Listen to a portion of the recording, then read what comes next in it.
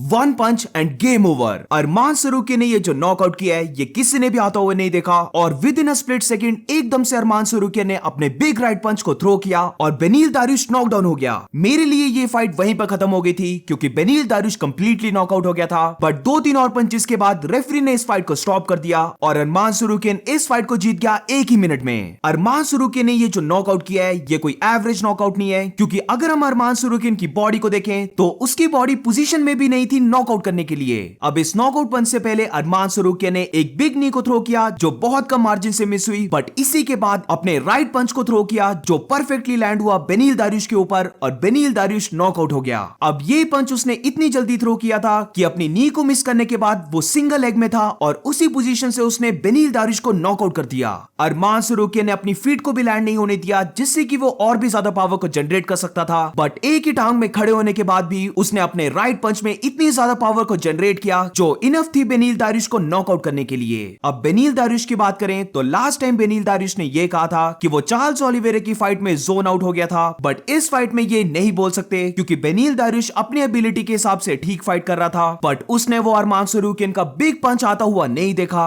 और इसलिए वो नॉकआउट हो गया। अब ये फाइट सिर्फ 1 मिनट की गई है इसलिए ज्यादा कुछ नहीं है ब्रेक डाउन करने के लिए, बट अगर हम इस फाइट को देखें तो आई वॉज सरप्राइज्ड कि अरमान सरूकी ने टेक डाउन्स नहीं किए। अब इससे ये पता लगता है कि अरमान सरूकी काफी ज्यादा कॉन्फिडेंट है अपनी स्ट्राइकिंग में और यही चीज उसे और भी ज्यादा डेंजरस बनाती है। अब इस 1 मिनट में दोनों के बीच में ज्यादा स्ट्राइकिंग भी नहीं हुई, जिधर अरमान सरूकी काफी ज्यादा फेक्स को थ्रो कर रहा था और वो सर्कल अराउंड कर रहा था, वेयरएज अगर बेनील दारुश की बात करें तो वो स्टार्टिंग से ही अरमान सरूकी के ऊपर किक्स को थ्रो करने लगा, बट इसी के साथ अगर बेनील दारुश के स्टाइल को देखें तो डेफिनेटली उसके माइंड में चल रहा था कि कभी भी अरमान सरूकी उसके ऊपर टेक डाउन्स को शूट कर सकता है, बट अरमान सरूकी को रेसलिंग की नीड भी नहीं पड़ी। उसने एक वाइल्ड हुक को थ्रो किया बेनील दारुश के ऊपर जो फर्स्ट टाइम देखने पर यही लगता है कि पार्शली ये पंच बेनील दारुश के ऊपर लैंड हुआ था, जिसकी वजह से बेनील दारुश ने अपने हेड को टक कर लिया और इसी को देखकर अरमान सरूकी ने नी को थ्रो किया था जो लैंड तो नहीं हुई, बट उसकी वजह से बेनील दारुश ने अपने हेड को ऊपर कर लिया और अरमान सरूकी ने राइट पंच को थ्रो किया जो डायरेक्टली लैंड हुआ बेनील दारुश के चिन पर और ये पंच बेनील दारुश ने आते हुए नहीं देखा था। तो ये विन अरमान सरूकी के लिए एक काफी बड़ी विन है क्योंकि ये फाइट उसकी टिकट थी टॉप 5 के अंदर एंटर होने की और बेनील दारुश को इस फैशन से नॉकआउट करने के बाद वो डेफिनेटली टॉप 5 में क्रैक करने वाला है।